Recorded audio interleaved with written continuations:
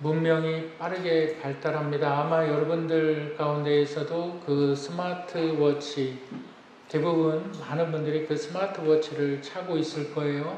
그 웨어러블 기술이 발달을 해서 이 스마트워치는 내 생체 리듬, 심장 박동이라든가 그런 것들을 잘 이렇게 데이터를 만들어내고, 내가 또 갑자기 딱 심장에 하드택이 온다거나 또 쓰러지게 됐을 때는 그 스마트워치에 있는 응급 전화번호로, 그게 이제 뭐 남편이 됐든 아내가 됐든 자녀가 됐든 이렇게 연결을 시켜줍니다. 사람들이 그만큼 건강을 신경을 쓴다는 거죠. 그뿐만이 아니죠. 지금 AI 시대가 되어서 옛날에는 상상하지도 못했던 일들이 이루어지고 있습니다. 외국 나가는 것이 두렵지가 않아요. 이제 핸드폰 하나만 가지고 딱 나가면 다 번역을 해요. 내가 한국말로 뭐 어디를 가면 좋겠습니까? 딱 핸드폰에 대고 얘기하면 그 다른 나라의 말로 핸드폰이 번역을 해줘요. 그리고 다른 외국인의 말을 내 핸드폰이 딱 듣고서 또 나의 말로 번역을 해줘요. AI 시대에. 또 차도 마찬가지예요. 차는 뭐 지금 자율주행이라는 것이 거의 한 90% 이상은 완성이 됐습니다. 운전자가 그냥 시동만 딱 켜놓고 내비게이션에 목적지만 딱 눌러놓고 그냥 있으면 차가 알아서 갑니다. 목적지까지 데려다주고 막히는 구간에서 서고 또 가고, 신호도 차가 갑자기 껴들 때가 있잖아요. 갑자기 껴들 때도 갑자기 작동을 다 합니다. 과학 문명이 빠르게 변화되어져 가고 있습니다. 그런데 이러한 빠른 과학 문명 가운데에서도 변하지 않는 것이 있어요. 그것은 바로 종교성입니다. 여러분, 찰스 테일러라는 그 옥스퍼드 석자 교수가 있는데, 그 사람이 쓴 책, 그 Secular Age라는 책이 있어요. Secular Age라는 책이 뭐냐면 세속의 시대라는 거예요. 그래서 이 찰스 테일러라는 사람이, 이 교수가 이 세속의 시대에 관한 책을 썼는데, 사람들의 1인당 GDP가 국민 총생산량 3만 불 이상이 올라갈수록 사람들은 영적인 것에 더욱더 극심한 매력을 느낀다. 종교는 사라지는 것이 아니라 각자에 맞춰서 종교는 더욱더 발전되어져 나아간다라고 이야기를 하고 있어요. 그래서 이 사람 얘기하는 것은 뭐냐면, 아무리 뭐 과학 문명이 발달하더라도 사람에 대한 존재감, 어떠한 나의 근본적인 허무감, 이런 것들은, 고독감, 이런 것들은 해결을 할 수가 없으니까 사람들이 그 해결하지 못하는 부분에 있어서 계속적으로 영적으로 관심을 둔다는 것입니다. 내 영혼의 문제, 어떻게 해야만 하는가? 내 외로움의 문제, 내 고독의 문제, 어떻게 해야만 하는가? 그래서 지금은 제가 2025년도 트렌드라는 책을 봤는데, 반려동물이라는 단어가 참 많이 쓰여져요. 우리 인생 사람들에서. 왜? 사람들이 아기를 낳지 않으니까 이제는 강아지가 자기의 반려자가 돼 있어요. 강아지하고 소통을 합니다. 그런데 지금 유행하는 것은 뭐냐면 반려 전자기기예요. 반려제품. 반려제품이라는 것이 뭐냐면 핸드폰하고 얘기를 할 수가 있어요. 야, 쉬리야, 나와라. 그래 핸드폰하고 얘기를 해요. 집안에 로봇 청소기가 있어요. 로봇 청소기가 나하고 대화를 해. 집안에 TV 안에 인공지능이라는 그 센서가 있어서 나의 기분에 따라서 무드 조명을 맞춰주기도 하고 나하고 대화를 해. 야, 오늘은 기분이 어떨 것 같냐? 이게 뭐냐면 반려 제품의 시대가 왔다는 거예요. 그래서 사람들이 계속적으로 외로움의 문제, 고독의 문제, 이러한 자기 존재감의 문제에 대해서 해결을 하지 못하니까 영적으로 더욱더 사람들은 이끌리게 되어져 있다라고 말을 합니다. 그래서 이 사람들의 시대의 흐름, 그것을 갖다가 계시에 따라가는 사람들이라고 말을 합니다. 그래서 오늘 저와 여러분들은 오늘 이 계시에 대해서 우리가 이야기를, 하나님의 말씀을 나눌까 합니다. 우리 한번 따라 하시겠습니다. 계시를 따라 사는 사람들. 네, 계시를 따라 사는 사람들에서 우리가 기억해야 하는 첫 번째가 있는데, 복음을 바르게 깨닫는다. 계시를 따라 사는 사람들에서 우리가 깨달아야 되는 것은 복음을 바로 깨닫는다. 세상에는 두 가지의 계시가 있습니다. 계시라는 말 뜻이 뭘까요? 계시는 열어서 보여준다. 그러니까 10개 보일시거든요. 그러니까 뭐가 덮여 있는 것을 열어서 보여주는 것, 그걸 계시라고 말을 해요. 그 의미를 우리의 머릿속으로 잘 저장을 해두세요. 열지 않으면 보여지지 않는 거예요. 그리고 그 열어서 보여주는 것은 미래의 일이 됩니다. 그래서 일반적인 사람들이 생각하는 계시에 대해서는 이렇게 생각을 합니다. 문명의, 문화의 계시가 있을 수가 있어요. 앞으로 세상은 이렇게 발전되어져 나아갈 거야. 이제 핸드폰을 이제 손으로 들고 다니는 핸드폰이 아니라 이제는 내 몸속에 칩을 넣어서 내가 다른 사람들하고 이제는 다 연결되어서 할 수 있는 앞으로 그런 시대가 올 거야. 이것도 계시입니다. 문화적 계시예요. 또 사람들에게 적용되어지는 계시가 있어요. 야, 너는 앞으로 큰 일을 할 거야. 누가? 가족의 어른들이요. 누가? 아버지나 친척들이요. 너는 앞으로 큰 일을 할 거야. 너는 큰 부자가 될 거야. 이것도 계시예요. 너는 꼭 이런 사람하고 결혼해야 돼. 너는 꼭 아이들을 몇 명 이상은 낳아야 돼. 그렇지 않으면 너는 안 돼. 너는 직장을 구할 때도 꼭 서울에서 구해야 돼. 너는 절대로 고향을 떠나면 안 돼. 근데 그 말하는 사람들이 대부분 누굽니까? 내 집안의 어른일 수가 있고 때로는 나에게 존경을 받는 사람들이 있습니다. 근데 그 사람들의 말은 내 마음속 깊이 자리 잡아요.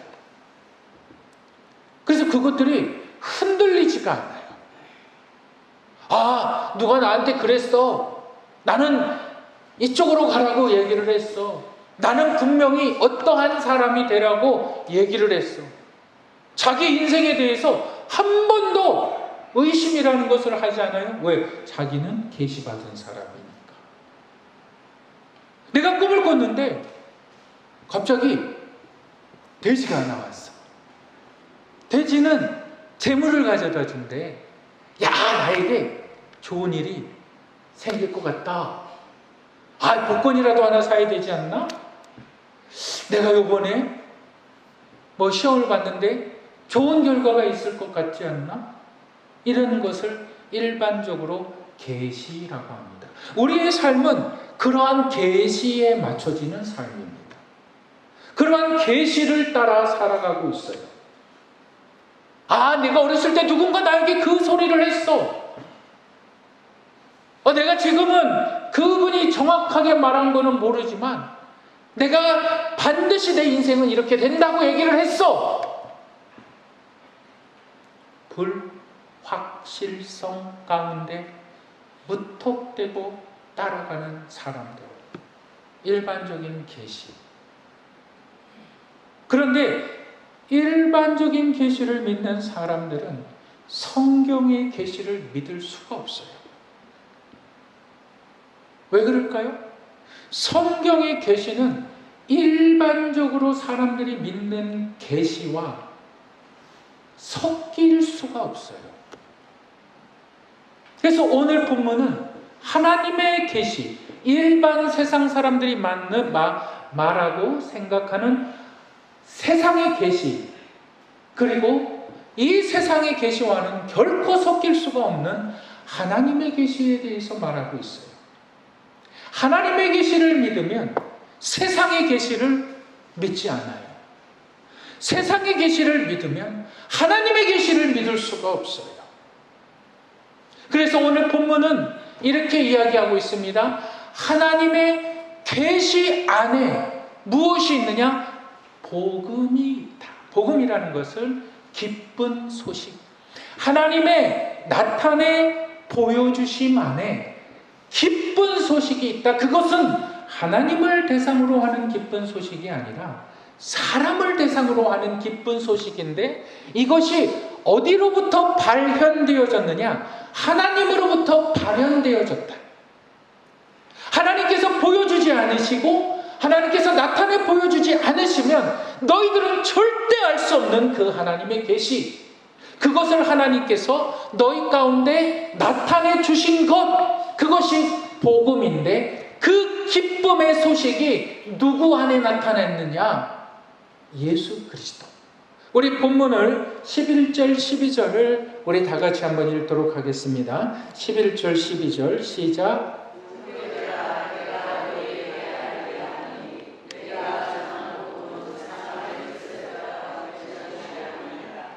이는 내가 사람에게서 받은 것도 아니요 배운 것도 아니요 오직 예수 그리스도의 계시로 말미암은 것이라. 복음은 사람의 이론이 아니다. 사람의 이론으로 만들 수가 없다. 그런데 이 복음은 예수 그리스도로 말미암는 것이다. 하나님의 계시가 예수 그리스도를 통해서 나타난 것을 우리는 복음이라고 말을 하죠. 기쁨의 소식. 그런데 이 기쁨의 소식이 정말 나에게 기쁨의 소식이 되려면 계시를 알아야 된다. 계시. 하나님께서 보여주신 것, 하나님께서 직접 보여주신 것, 그 계시를 알아야 되는데, 그 계시의 총화가 누구냐? 예수 그리스도다라는 거예요. 계시를 모르면 예수 그리스도를 알래야 알 수가 없다. 계시를 모르면 절대적으로 내가 하나님의 계시를 모르면 복음의 기쁜 소식을 내가 믿을 수가 없다라는 것을 전제하고 있습니다. 여러분, 그러면 우리가 예수 그리스도가 어떻게 우리에게 기쁨의 소식이 되는지, 하나님께서 그것을 어떻게 알려주셨는지, 여러분 예수 그리스도의 모습을 한번 보시길 바랍니다. 여러분, 예수 그리스도는 우리가 다 알다시피 우리 마태복음 1장 18절 한번 읽어보실까요? 제가 읽겠습니다. 예수 그리스도의 나심은 이러하니라. 그의 어머니 마리아가 요셉과 약혼하고 동거하기 전에 성령으로 잉태된 것이니, 우리 고린도전서 2장 10절, 오직 하나님의 성령으로 이것을 우리에게 보이셨으니 성령은 모든 것 곧 하나님의 깊은 것까지도 통달하시느니라. 기독교의 삼위일체, 성부 하나님, 성자 예수 그리스도, 성령 하나님. 성자, 성부 하나님께서는 죄인들을 위한 구원을 계획하시고, 예수 그리스도, 성자 예수 그리스도께서는 하나님의 계획을 위하여 희생하시고, 성령 하나님께서는 예수 그리스도의 희생을 통하여 완성하시는 삼위일체의 사역. 성령께서, 보이지 아니하시는 성령께서 이제 복음, 예수 그리스도 안에 나타난 그 복음을 누가 깨닫게 해주시느냐? 성령께서 깨닫게 해주신다. 이게 왜 깨달아야만 되느냐? 예수 그리스도께서 이 땅에 인간의 몸을 입고 오시는 그 사건이 난자와 정자의 사건이 아니라는 거예요. 말이 안 되는 거죠.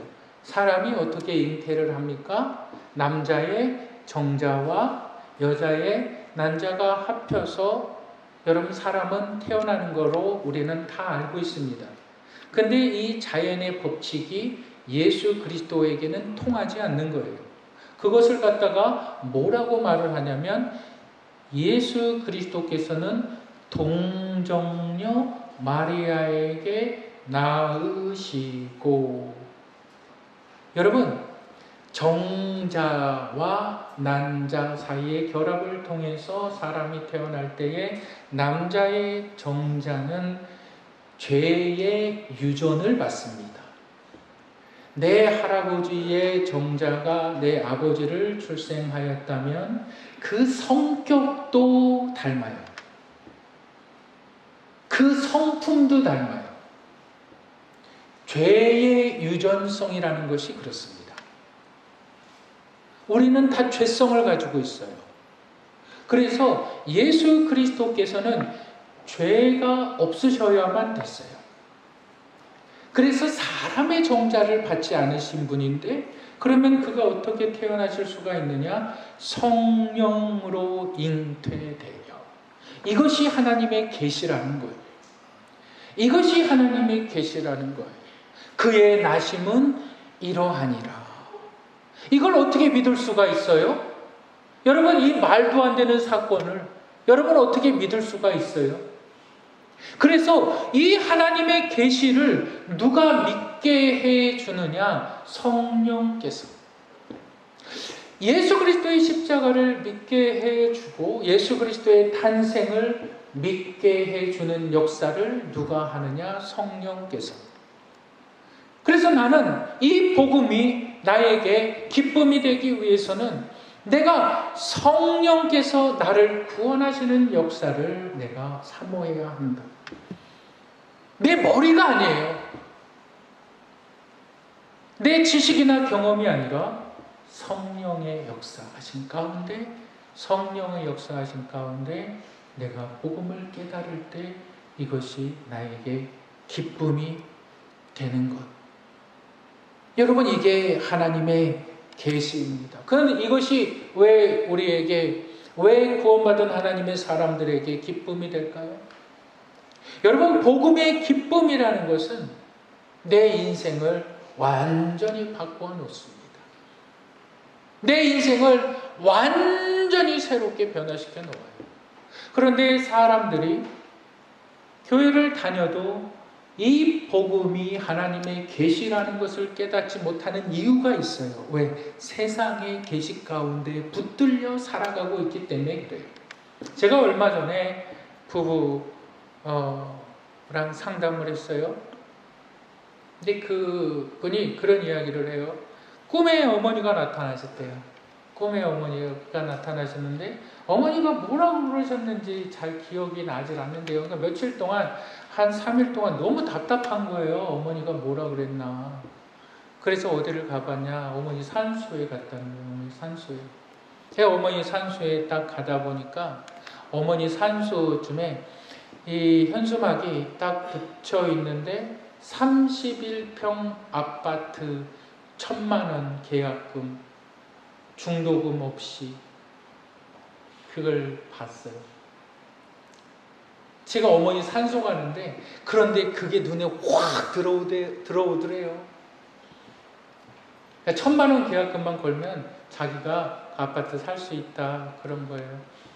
그래서 이분이 어머니 산소는 안중에도 없고 그 아파트를 계약을 했대요. 어떻게 됐을까요? 여러분, 어떻게 됐을까요? 그리고 정말 중도금 없이 어머니가 잘되게 해주셔서 중도금 없이 그 아파트를 지금 샀대요. 그래서 자기가 그 아파트를 갖고 있대요. 그래서 뭐라 그러냐면, 이거는 어머니가 꿈속에 아파트 사라고 했던 건데 내가 그걸 모르니까 어머니가 산소로 나를 이끌어가면서 현수막을 통해서 나에게 계시를 해주셨다. 여러분, 웃기지 않아요? 근데 사람들이 그렇게 살아가요. 사람들이 그렇게 살아가요. 누군가 나에게 그런 말을 했어요. 넌 잘 될 거야. 너는 이러한 일을 해야 돼. 너는 꼭 어디로 가야 돼. 누군가 나에게 그런 말을 했어요. 그럼 그 계시가 내 안에 자리 잡고 있어서 무엇을 막느냐? 복음을 막아요. 하나님의 계시를 들어오지 못하게 하고 있어요. 하나님의 계시가 들어오지 못해요. 거짓된 계시에 사로잡혀 있어서 변화가 안 일어나요. 사람들의 변화라는 것이 없어요. 삶의 기쁨이라는 것이 없어요. 뭐가 문제인지 몰라요. 계시가, 하나님의 계시가 나에게 들어오질 않아요. 왜 그럴까요? 세상의 계시에 빠져 살고 있기 때문에. 여러분, 왜 이러한 일들이 벌어질까요? 사단 마귀의 역사예요. 사단 마귀는 이미 영원한 형벌에 처하는 자이지만 한 사람이라도 더 마귀의 자식을 만들어서 지옥 끝까지 끌고 가려고 합니다. 여러분, 우리 한번 찾아보실까요? 고린도후서 4장 3절 4절 우리 한번 읽겠습니다. 만일 우리의 복음이 가리었으면 망하는 자들에게 가리어진 것이라. 4절 그 중에 이 세상의 신이 믿지 아니하는 자들의 마음을 혼미하게 하여 그리스도의 영광의 복음의 광채가 비치지 못하게 함이니 그리스도는 하나님의 형상이라. 보이지 않는 마귀 영적인 세력이 역사하는 것이 있는데 복음을 혼미케 한다. 혼미케 한다라는 것은 뭐냐면 여러분 흐릿하게 한다라는 말 뜻이 아니라 혼미케 한다는 것은 길을 여러 곳을 만들어 놨다는 거예요. 그러니까 내가 일로 가야 될지, 내가 일로 가야 될지, 내가 일로 가야 될지 모르는 거예요. 사람들은 뭐로 가도 서울만 가면 된다라는 생각이 혼미케 된다는 거예요. 수없이 많은 길들이 있지 않느냐. 수없이 많은 길들이 있지 않느냐. 일로 가도 되고 절로 가도 그게 혼미케 한다는 뜻이에요. 그러니까 세상의 신이 수없이 많은 사람들에게 계시라는 것을 줘요. 혼미케 하는 거예요. 근데 그 주는 이유가 뭐냐면 복음을 감추는 거예요. 많은 계시를 줘서 진짜 계시를 감춰버리는 거예요. 그러니까 예수님께서 뭐라고 말씀하시냐면 내가 곧 길이요 진리요 생명이니 나로 말미암지 않고는 아버지께로 올 자가 없느니라. 근데 영어 성경에 보면 I am the way라고 되어 있어요. I am the way. 정관사 더가 명사 way에 딱 붙어 있어요. 그러니까 그것이 뭐냐면 내가 그 길이다 이 말이에요. 내가 하나님께로 가는 유일한 길이다 이 말이에요.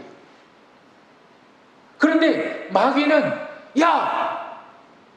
구원이 뭐가 중요해? 네가 지금 이 땅에서 잘 사는 게 중요하지. 너 집 있어? 너 차 있어? 너 건강해? 건강을 생각해야지. 너 돈을 생각해야지. 너 영생이 뭐가 중요해? 너 지금 영생 문제 따질 때야? 너 지금 빚 갚아야지.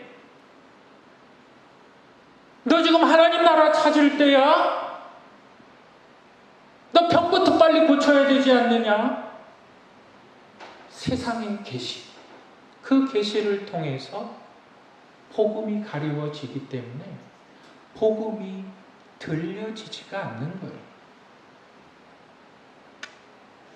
여러분, 계시는 예수 그리스도 안에서 발견되어지는 성령의 사건이라는 것을 믿으시길 바랍니다. 성령 하나님께 도움을 구하지 않아요. 그래서 영접 기도라는 것이 그거예요. 성령님 내 안에 들어오세요.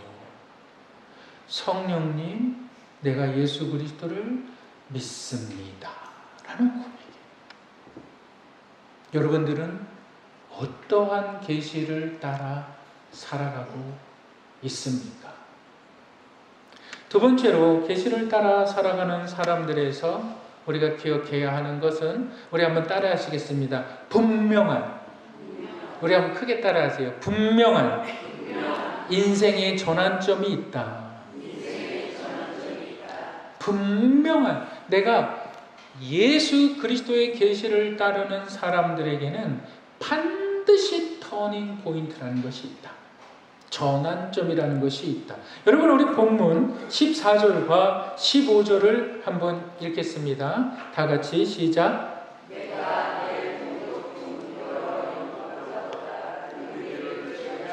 믿어 내 조상의 전통에 대하여 더욱 열심히 있었으나 그러나 내 어머니의 태로부터 나를 택정하시고 그의 은혜로 나를 부르신 이가, 사도 바울이 이렇게 이야기를 하고 있어요. 나를 하나님께서 구원하여 주셨는데, 나를 구원하여 주신 것은 하나님의 계획하신 가운데 하나님께서 나를 구원하여 주셨다. 그런데 내가 이 구원의 사건을, 내가 이 복음을 듣고 내가 이 복음을 믿어서 하나님의 자녀가 되기 이전에는 나는 어떠한 사람이었느냐? 유대교에 열심 있는 자였다. 또 구체적으로 말씀드리면 나는 나의 삶에 자부심을 가진 사람이었다 라는 것. 여러분, 우리가 복음을 듣고 변화됐다라는 것을 이야기할 때 꼭 이렇게 생각하는 사람들이 있어요. 내가 옛날에는 강도였는데, 내가 옛날에는 깡패였는데, 내가 복음